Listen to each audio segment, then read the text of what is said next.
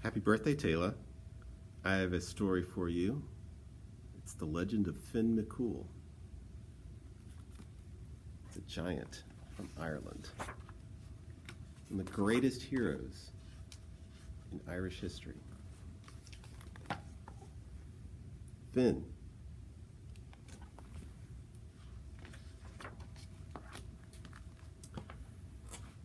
Let's see, how's that? Finn McCool was the most famous champion Ireland ever knew. Finn was a giant, to be sure, but when he was born, he was no bigger than a fire-breathing dragon, and as giants went in those days, that was a mite on the wee side. Now, King Cool was Finn's father, and being a famous Irish giant himself, he took the lad's small size to heart. "I have a boil on me flank that's bigger than he is," said King Cool on seeing the boy for the first time. King Cool was so distraught over Finn's size that he took the child to the castle parapet, wiped the potato-sized tears from his eyes, and gently punted him into the loch below. Boo! Blop. Now the grandmother of the lad, King Cool's mother, just happened to be on the shore watching as the infant plunged into the water. "Why, that's me own flesh and blood splashing about there," she said, and immediately dove in. In 2 shakes of a lamb's tail, she dragged the child out of the loch and rushed away with him deep into the woods. Finding a nice, stout tree, the grand dame took out her hatchet and chopped a chamber within it. And there, the 2 of them lived.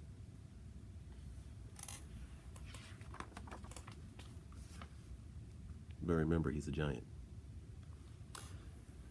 For years, the old woman lovingly fed Finn a diet of tree bark, peat, and the occasional grub. But the child thrived nonetheless.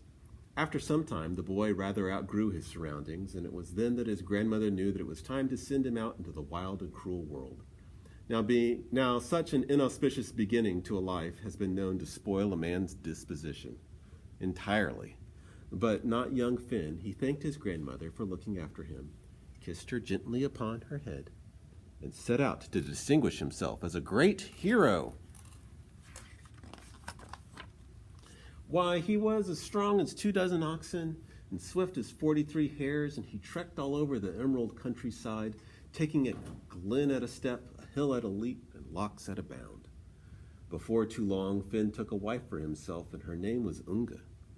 Unga was a beauty, as they say, and a giantess herself. I, with that sun-kissed lass, was a clever one, too, and they were a matched pair, they were, with Finn's brawn and Unga's brains. And they lived quite happily upon the top of Knockmany Hill in Ulster. People always wondered why it was that Finn had selected such a windy spot for his dwelling. Now, Finn made his share of excuses for choosing to live in the middle of nowhere. But the real reason Finn made his home at the top of Knockmany was to see Cuchulainn coming. Ah, Cuchulainn. It sends shivers down my spine to even utter his name, Cuchulainn. No other giant in all of Ire could stand before him. It was said, and I personally know that for a fact that this is true, that by a single blow of his fist he had once flattened a thunderbolt into the shape of a pancake. And he always carried it about with him in his pocket, and before he got into a fight with one of his foes, Cuchulainn would always show him the pancake just to give him the notion of the kind of pulping they were about to receive. Cuchulainn had given every giant in Ire a considerable tarring, everyone, of course, but Finn himself. But that was only owing to the fact that whenever Cuchulainn went after him, Finn, our hero, would run in the opposite direction. I don't blame him. All right, time to get to work on the Giant's Causeway. Now, at this time, Finn was building the causeway from Ireland to Scotland. It was a grand undertaking, even for Finn. So he and his band of champions, the Finians, were assisting him. One day, down at the causeway, Finn and his men were rearranging the coast and moving a few small cliffs when he began gnawing on his thumb. You see, this is how Finn called upon his singular gift of prophecy. Whenever he got into a fix and he couldn't fathom the choices that life so often presents, he would suck his thumb for inspiration, and the most curious thing would occur. he would see the future before him clear as day. For it was in his thumb that the power of prophecy resided. Now, at that precise moment, Finn had divined from his thumb that Cuchulainn was coming to the causeway to do battle with him. And it was just at that moment that Finn discovered a very warm and sudden fit of affection for his wife. "I need to see me lovin' Unga," said Finn. "Me thumb tells me so. Methinks she's in danger." "But Finn," pleaded Conan the Bald, one of the Finians, "what about the causeway?" Alas, it was no use. Finn was already well on his way to Knockmany. "God save all here," said Finn, strutting into his home. "Usha, Finn," said his wife. "Welcome home to your own Unga, you darlin' bully. And what brought you home so soon?" "Why, me sweet Rose, nothing but the purest of love and affection for ye, of course." After Finn spoke, he clapped his thumb into his mouth. "Finn, sweetness," said Unga, "please don't do that while you're talking to me. It's not polite." "He's a-comin'," said Finn. "I see him below Dungannon." "Who's comin'?" said Unga. "Who are you talking about?" "It's that nasty Cuchulainn, it is. Oh, it's said that when he gets angry and begins to stamp, a dozen earthquakes erupt, and when he does battle with thunderbolts, he flattens them into tiny pancakes and then eats them with honey, the whole hive with the bees still buzzing in it." "Gracious, the brute," said Unga. "I don't know how I'll manage," said Finn. "If I run away again, I'll be disgraced before my people, and me thumb tells me that I must meet him sooner or later." "Well, my bully, don't be downcast," said Unga. "Leave it to me, and I'll bring you out of this scrape better than you might have on your own." She's the smart one. Now, as it happened, Unga had a sister named Granua who lived upon a hill called Cullamore, just opposite Knockmany. This beautiful valley that separated the two sisters was only 4 miles wide, and so on a summer's evening when they wanted to talk, Unga and Granua only had to put their heads out the windows of their homes. "Granua, are you home?" asked Unga. "I am, sister dear," said Granua. "And how have you been today?" "Well, not so well, I'm afraid," said Unga. "Will you do us a favor of looking about from your window and telling us what you see?" "Why, nothing, sister dear. 'Tis only a mountain coming over this way," said Granua. "Nothing to trouble yourself about." "A mountain? That's no mountain," said Unga. "That's the giant Cuchulainn, and he's coming to leather our Finn. Perhaps if you delay the brute, it will give me a moment to think. Why don't you ask him up for a bite?" "I only have 50 pounds of butter, and it's not nearly enough to make a cake for that giant," said Granua. "If you toss me over a ton or two, you'll oblige me very much." So Granua got the largest tub of butter she had and called upon her sister. "Granua, are you ready?" said Unga. "I'm going to throw now." Unga gave the butter a mighty heave, but in her anxiety over Cuchulainn, she forgot to say the magic words that would make it fly to Granua, and so the butter landed with a thud halfway between the two hills. "My curse upon you, baleful butter," cried Unga. "You've disgraced me." And with that said, the butter turned instantly to stone. It lies there today, exactly as it came out of Unga's hand, with the mark of her 4 fingers and thumb imprinted upon it. "Oh, never mind," said Granua. "I will do the best I can to stall Cuchulainn." So Granua baked her cake anyway, and signaled Cuchulainn to come up to Cullamore. She placed the cake before the giant. Without so much as a "Thank you, miss," Cuchulainn threw it into his mouth and devoured it in one frightening bite. "Needs butter," he grunted, licking the last crumbs from his fingers, and proceeded on his way. In the meantime, Finn was in quite a panic at Knockmany. "Unga, can you do nothing for me, woman? Where is all your invention? Will I be skivered like a rabbit before your eyes, and have me name disgraced forever before all of Ireland? How can I fight a man who scares the fire out of thunderbolts?" "I thought this guy was supposed to be the hero." "There now, be easy, Finn," replied Unga. "I've got an idea, just leave it to me." With that, Unga went to work. First she rummaged about and found 21 iron griddles. Then she took the griddles and kneaded them into the middle of 6 loaves of bread. Then she baked the loaves on the fire, setting them aside in a cupboard when they were done. Finally, Unga took a large pot of new milk, which she made into curds and whey, and then whispered something into Finn's ear. And just as Cucullin was coming across the valley, Unga fetched a baby's cradle and instructed Finn to lie down inside it. Say nothing and follow my lead. I will, but I don't like it one bit. Just as he was getting settled, Cucullin burst through the door. Very rudely, I might add.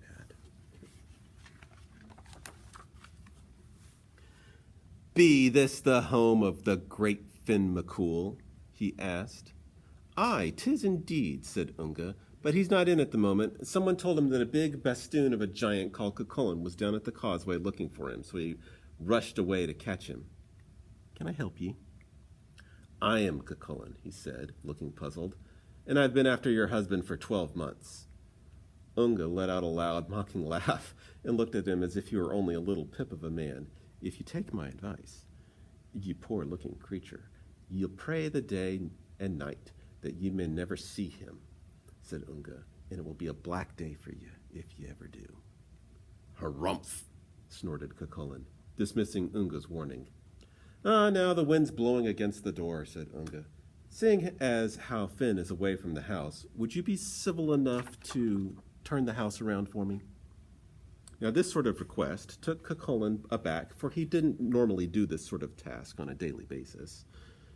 Nevertheless, he pulled his little finger on his right hand 3 times and went outside. He then put his massive arms around the house and with some effort turned it into a position favorable to the wind. They have magic fingers. Isn't they? Thank you kindly, said Unga. Please stay and have a bit of me humble fare. Even though you and Finn are enemies, he would scorn me if I didn't treat you kindly in his own home. Unga brought Cucullin to the table and placed before him the 6 loaves of bread she had baked, together with 10 sides of bacon and a stack of steaming cabbage. Cucullin greedily stuffed one of the loaves in his mouth and took a tremendous bite. When his teeth struck the griddle that lay in the middle of the loaf, the entire house shook. Ah! Blood and fury, shouted Cucullin, and just what sort of bread is this you've given me, I might ask? What's the matter? Said Unga.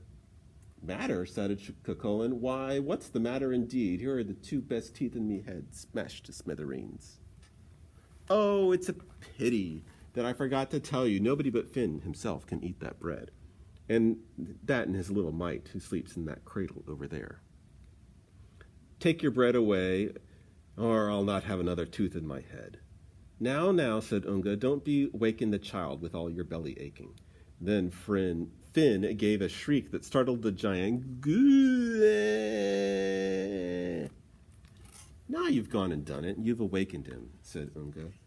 Ma, he said, I'm hungry and I want something to eat. Unga went to the cradle and gave Finn one of the loaves of bread that had no griddle in it. After a few bites, he realized it was safe and made the rest of the loaf disappear. Cucullin was thunderstruck, and by the look on his face, Unga knew her plan was working. I'd like to have a look at the lad in the cradle, said Cucullin. Any child who can manage that bread is in good fighting trim. Get up and say hello to our guest, me lamb, said Unga, motioning to Finn. He's terribly shy when company comes. Not many travelers get up our way, you know. Finn crawled out of the cradle and toddled over to Cucullin. Are you strong as me da? What a booming voice in such a young babe. Just a touch of the whooping cough, Unga explained with a smile. Then Finn grabbed a white stone and handed it to Cucullin. Can you squeeze water out of a stone like me da? Now Cucullin was puzzled, but he intended to humor the lad, so he took the stone and squeezed it as hard as he could, but it was no use. He might be able to turn a house around, or flatten a thunderbolt into a pancake, but squeezing water out of a rock was something else entirely. You call yourself a giant? Me da can do it, and he's shown me how. Give me that stone. Finn took the stone from Cucullin, and then slyly exchanged it with the curds, just as Unga had instructed. And then he squeezed the curds until they squirted out a little shower of water. I don't care to waste my time with a giant the likes of you. You had better be out of here before me da comes back. or else he'll make porridge of you and serve you for dinner." Now Cucullin was taken quite aback. He is a lucky man, to be sure, to have such a handsome wife and a son who snacks on iron and squeezes water from dry stones. I see I've misjudged him entirely.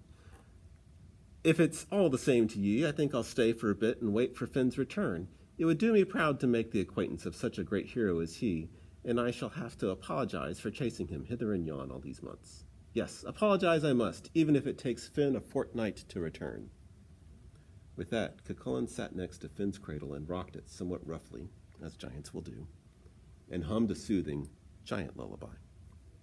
Poor Finn saw his very life pass before his eyes. "Oh, me bones." "What is wrong with the child?" said Cucullin. The poor lad is teething," said Unga. "His gums have been smarting lately, and there's nothing to be done."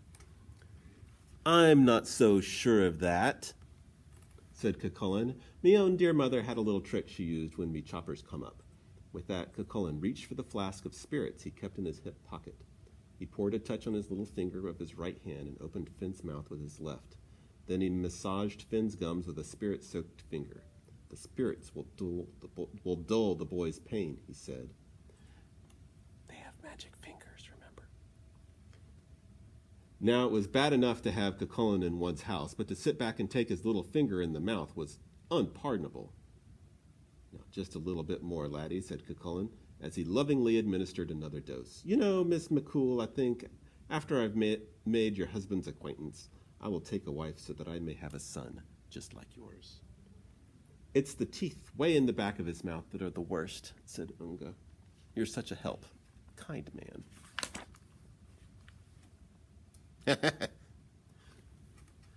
And at that moment, Unga decided to take matters into her own hands. She grabbed the pot that hung on the hearth and, rearing back, hurled it at the head of the giant with all of her might. Instead of Cucullin, however, the pot struck poor Finn dead in the crown. The concussion was so great that Finn clamped down upon Cucullin's little finger, which was still applying the spirits, lopping it off at the third knuckle. "Ah! Look what the boy has done to me," Cucullin groaned, holding his maimed right hand. "I'm finished." You see, the giant's huge strength all lay in the very little finger of his right hand, which Finn had accidentally separated from its master. Cucullin then let loose another ear-shattering scream, and then, right before the eyes of Finn and Unga, he shrank from the size of a giant to that of a timid little church mouse. Now, Unga and Finn had a large tom cat who liked to sleep behind the stove. But all the commotion woke him, and when he came out to investigate, there stood the oddest-looking mouse he had ever seen. Without much ado, the tomcat chased the screaming former giant down Knockmany, around the locks, and across the fields, right into the sea. "Glory be," said Finn in triumph. "There isn't a giant in all of Ire as great as meself. I've defeated the great Cucullin." Unga then picked up her newly dented pot and gazed meaningfully into her dear husband's eyes. Perhaps I should say, we have defeated the great Cucullin. And truer words were never spoken. The